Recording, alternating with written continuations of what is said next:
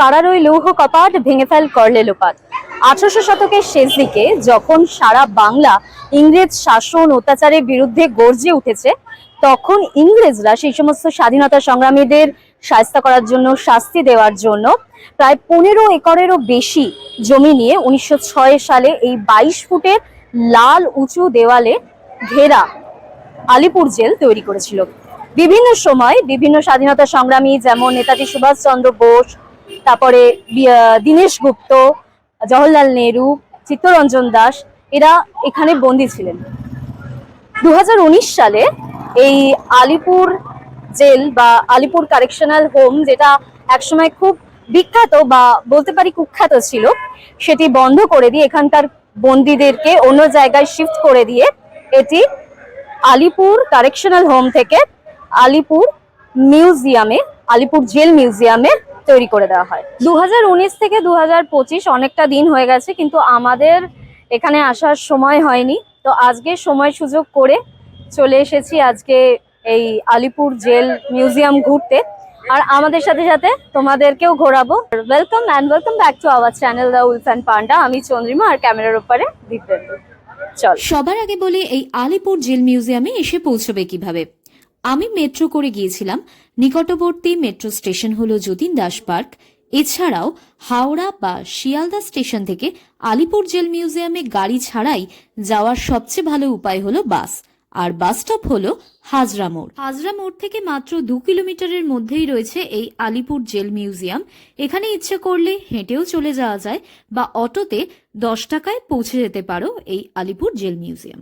এইটা হচ্ছে এন্ট্রেন্স, আর এখান দিয়ে ডান দিকে এখানে পুরো পার্কিং এর ব্যবস্থা করা হয়েছে 2 হুইলার 4 হুইলারের জন্য। আর এই জায়গাটা রয়েছে টিকিট কাউন্টার, যেখান থেকে আমরা টিকিট কেটে নিয়েছি, আর আমাদের টিকিট পড়েছে 30 টাকা করে। তো চলো আর দেরি না করে আমরা ভেতরে ঢুকি।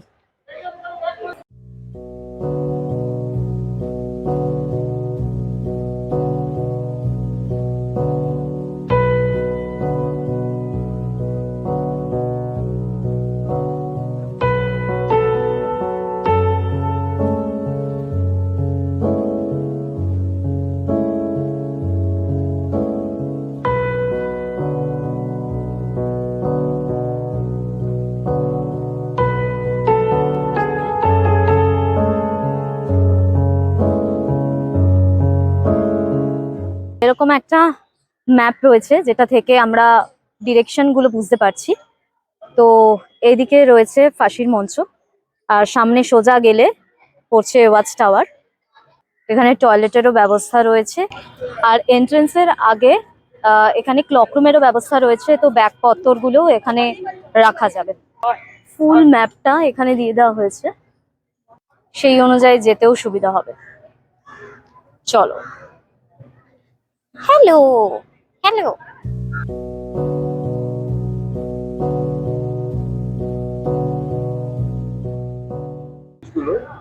প্রত্যেকটা জিনিস এখানকারই জিনিস দিয়ে করা মনে হচ্ছে।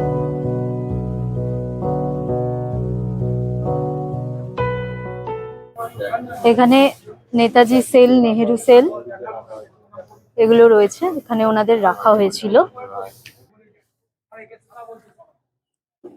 আলিপুর জেল মিউজিয়াম প্রত্যেক মঙ্গলবার থেকে রোববার দুপুর 12টা থেকে সন্ধে 6টা অবধি খোলা থাকে, কিন্তু মানডে করে কিন্তু ক্লোজ থাকে।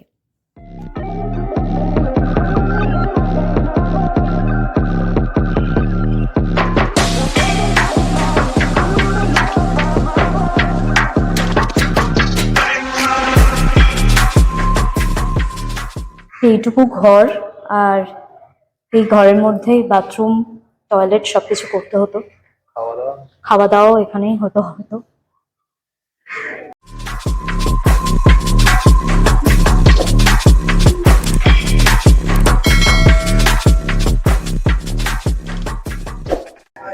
এখানে ডক্টর বিধানচন্দ্র রায় ছিলেন,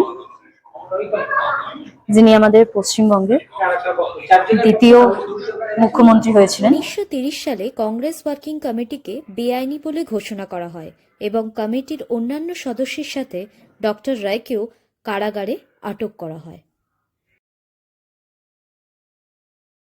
এখানে দোতলায় নেতাজি সুভাষচন্দ্র বসু বন্দী ছিলেন, কিন্তু ওই জায়গাটি এখন বন্ধ, উঠতে দেওয়া হচ্ছে টানা না। 8 মাস নেতাজি এখানে বন্দী ছিলেন এবং এই জেলে বসেই উনি ক্যালকাটা কর্পোরেশনের মেয়র হিসেবে মনোনীত হয়েছিলেন এবং 1930 সালে ক্যালকাটার মেয়র হন। কিন্তু আমার মনে একটা প্রশ্ন জাগছে যে তখন কি এত বাগান, এত পরিষ্কার এই ব্যাপারটা ছিল? এখন আমরা যাচ্ছি ফাঁসির মঞ্চের দিকে।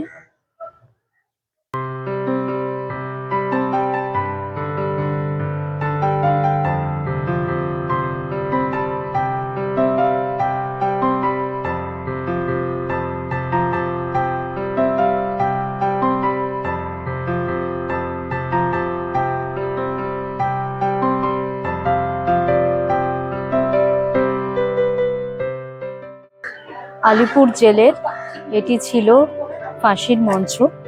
এখানে ফাঁসি দেওয়া হতো, আর ফাঁসি দেওয়ার আগে তাদেরকে পাশের এই ঘরগুলোতে রাখা হতো এবং কিছু বন্দীদেরকে ওই ওপরের জানলাগুলোতে দাঁড় করিয়ে রেখে এই যাদেরকে ফাঁসি দেওয়া হতো সেটা জোর করে দেখানো হতো, যাতে তাদের মানসিক মনোবলটা ভেঙে যায়, তাদের সমস্ত রকম মানসিক জোর কমে যায় এবং তারা তাদের গোপন তথ্য বলে দেয়, সবকিছু বলে দেয়।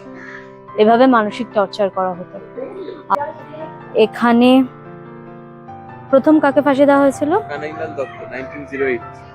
1908-এ কানাইলাল দত্তকে ফাঁসি দেওয়া হয়েছিল, আর শেষ ফাঁসি দেওয়া হয়েছিল 2004 সালে ধনঞ্জয়কে। আর ফাঁসির পর বডিটাকে এখান দিয়ে বের করা হতো। সো ইরি, এই গাছগুলো কত কিছুর সাক্ষী, তাই না?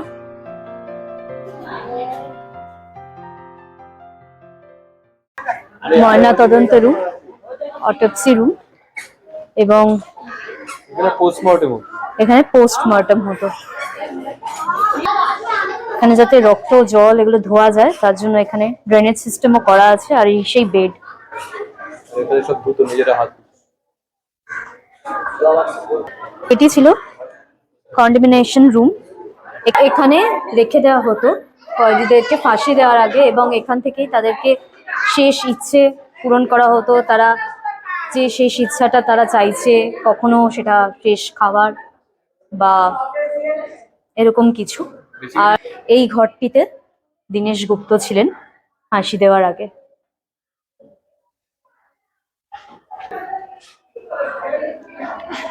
উনিশশো 1911 থেকে 1931 সাল, মাত্র 20 বছর বয়স, ভাবা যায়? আমরা নেহরু সেলের সামনে চলে এসেছি। এখানে জওহরলাল নেহরুকে রাখা হয়েছিল।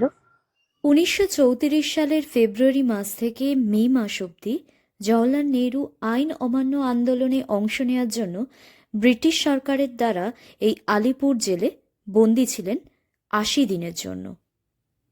শোনা যায় সেই সময় প্রতি সপ্তাহে 20 মিনিটের জন্য ইন্দিরা গান্ধী তার বাবার সাথে দেখা করতে আসতেন।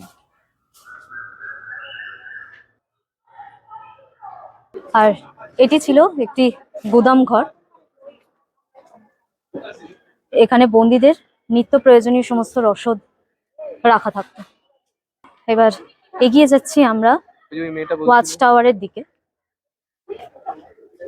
এই জেলটায়, এই ওয়াচ টাওয়ারটা একদম সেন্ট্রালে। তখন তো সিসিটিভি ছিল না, তো আমাদের মানে বন্দীদেরকে সমস্ত দেখাশোনা এই ওয়াচ টাওয়ার থেকেই করা হতো। এরিয়াটা অনেকটাই বড়। হ্যাঁ, অনেকটা ওই আন্দামানের সেলুলার জেলের মতো। এটা সেন্টারে, আর এই চারদিকে পুরো সেলটা রয়েছে। ও, আন্দামানের কথা বলতে বলতে এখানে একটা হোর্ডিং দেখলাম, প্রিজন লাইফ ইন দ্য আন্দামানস। আমরা যদিও সেলুলার জেল ঘুরে এসেছি দুবার। ওপরে ওঠার আগে ওই দিকটা আগে ঘুরে আসি, ওদিকে কি আছে। এইটা হচ্ছে জেনারেল ওয়ার্ড। এখানে অনেককে একসঙ্গে রাখতো। 1850-এ এখানে কক্ষটা তৈরি করা হয়, আর মোটামুটি অনেককে একসঙ্গে রাখা হতো। মানে জেনারেল ওয়ার্ডে যেরকম রাখা হয় আর কি। সাধারণ মানুষদের, সিভিলদের। সিভিলদের রাখা হতো, ইউ আকৃতির মতন ছিল, পর্যাপ্ত পরিমাণে আলো বাতাস সেটাও ছিল না। সেলকে যদি সবাইকে একসঙ্গে এই জায়গাতে রাখা হয়, মানে এখানে কতজনকে একসঙ্গে রাখতে পারা যাবে? এগুলো same to same size, single সেলের মতোই সাইজ, Same কিন্তু to same এখানে size. একসাথে অনেকে থাকে। এটা হচ্ছে কি পুলিশ মিউজিয়াম। তো এখানে মোটামুটি আর্লি 20th সেঞ্চুরি থেকে শুরু করে আপ টু আবার ইন্ডিপেন্ডেন্স পর্যন্ত যে সমস্ত অরিজিনাল গানস ইউজ করা হতো, অ্যানিমেশন যেগুলো ইউজ করা হতো, ডকুমেন্টস ছিল, সেগুলো সব এখানে মোটামুটি একটা মিউজিয়ামের মতন করে রাখা আছে, না কাইন্ড অফ এ কালেকশন। এইটার মধ্যে করে হচ্ছে বোমটা পাঠিয়েছিল, এটা হচ্ছে সেই বিখ্যাত বই, লেখাগুলো এখনো লেখা রয়েছে, টেবিল অফ কেসেস।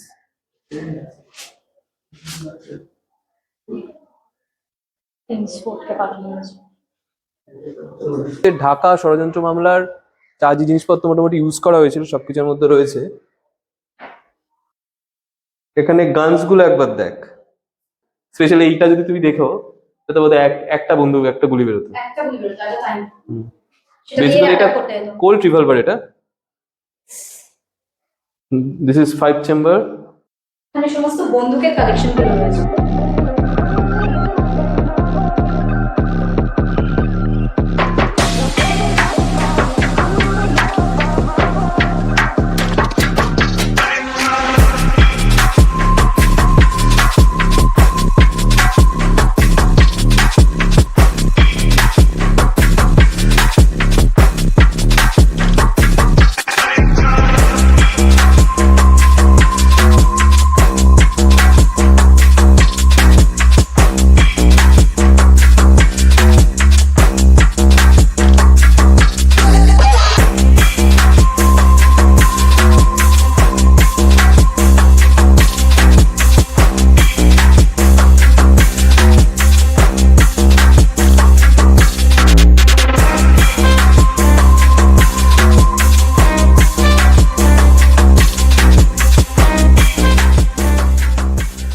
নজরুল কক্ষ, এখানে কাজী নজরুল ইসলাম বন্দী ছিলেন। এন্ট্রি রেস্ট্রিক্টেড রয়েছে, তাই আর ঢুকলাম না। আর এখানে ড্রিঙ্কিং ওয়াটারেরও ব্যবস্থা আছে। আমরা এখানে এখন দেখবো যে ওরা রেগুলারলি কেমন ভাবে জীবনযাত্রা করতো, মানে জেলের জীবনযাত্রা আমরা দেখতে চলে এসেছি। হ্যাঁ, এই যে ওয়ার্ডটা দেখছো, এটার পাশে আবার এরকম রেলিং দেওয়া আছে, আর ওপারেও কিন্তু টানা পুরো ওয়ার্ড। এখানে তো বোধহয় লোকজনের মুখ দেখতে, সেলুলার জেলে দেখেছিলাম একজনের জন্য মুখও দেখতে পেতো না, তার পাশে কে রয়েছে সেটাও জানতে পারতো। এই জায়গাটা দেখো, এই জায়গাটা একদম মানে আনরিপেয়ার্ড, একদম আগেকার দিনে, তখনকার মতো। এখানে লোকজন কিরকম ভাবে থাকতো তার একটা বর্ণনা পুরো এখানটা দেওয়া রয়েছে, লেখাই রয়েছে হিস্টোরিক প্রিজন ওয়ার্ড। এই দেখুন এখানে চান করবার জায়গাগুলো রয়েছে, এখনো পর্যন্ত দেখে মনে হচ্ছে পুরো জীবন্ত, মানে স্কাল্পচার গুলো দেখে এখনকার, মানে দেখে মনে হচ্ছে এখন তৈরি।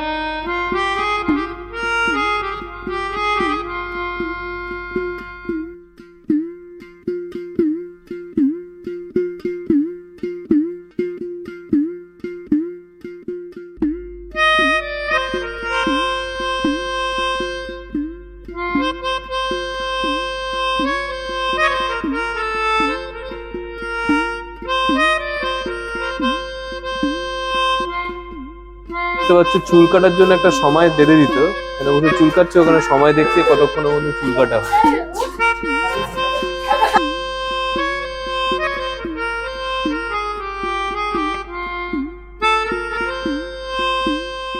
এটা প্রদর্শনী কক্ষ, যেটা বলছিলাম, এটা এক্সিবিশন হল রয়েছে।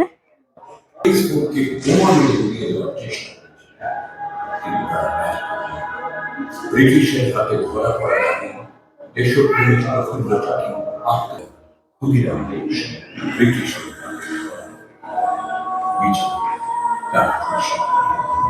এখানে 5 মিনিটের ভিডিও প্রেজেন্টেশনের মাধ্যমে আলিপুর জেলের রক্তাক্ত ইতিহাসকে তুলে ধরা হয়েছে।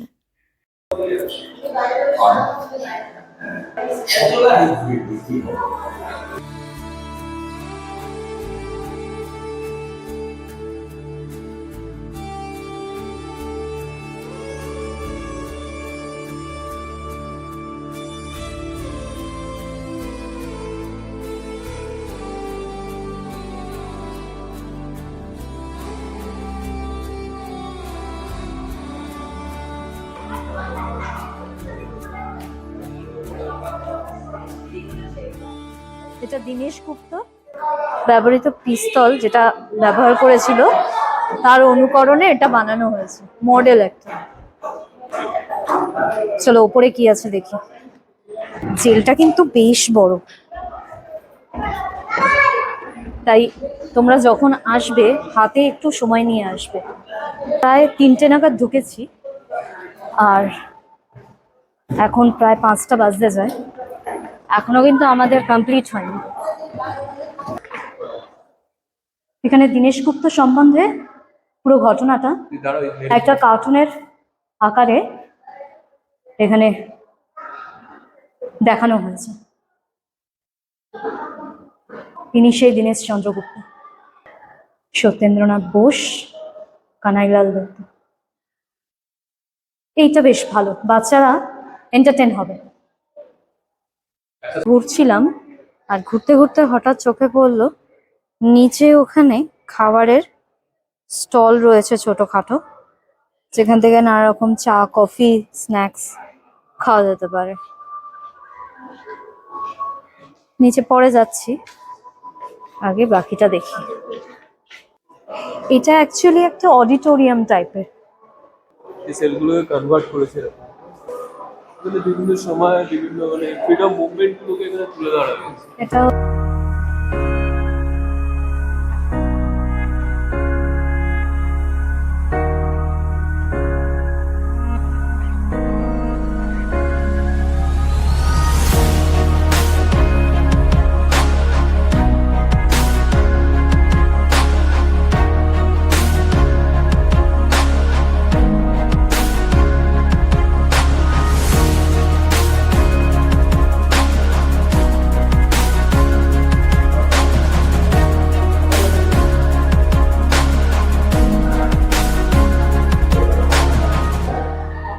এটা ফুড জোন।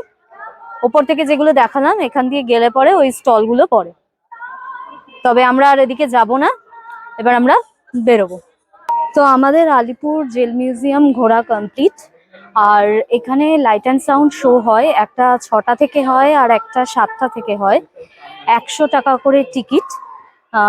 আমরা সেটা আর দেখছি না, কারণ আমরা সেলুলার জেলে অলরেডি এরকম একটা শো এক্সপিরিয়েন্স করেছি, তো সেটা আমরা এখন আর দেখছি না। আমরা বেরোচ্ছি এখন, নিয়ার অ্যাবাউট 5:30 বাজে। 5:30 বাজে তো? হ্যাঁ 550। হ্যাঁ, নিয়ার অ্যাবাউট 5:30 বাজে। তো আমাদের ঘোরা শেষ। অনেকটাই টাইম নিয়ে ঘুরতে হলো, পুরোটা দেখতে হলো। তো তোমরাও যখন আসবে অবশ্যই একটু হাতে সময় নিয়ে আসবে।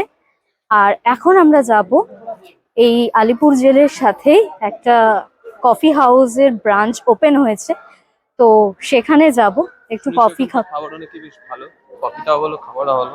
তো চলো কফি হাউসে যাই, গিয়ে একটু কফি খাই আর একটু স্ন্যাক্স খাই, তারপরে বাড়ি চলে যাব।